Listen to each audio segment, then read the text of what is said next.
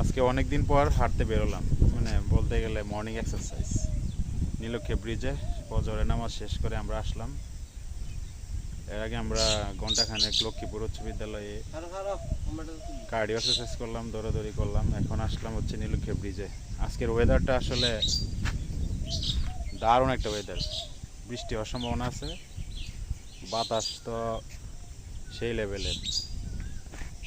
Rocky বল, ও আছে আবার video করে নিয়ে ব্যস্ত। সাইফুল, কি অবস্থা আজকে?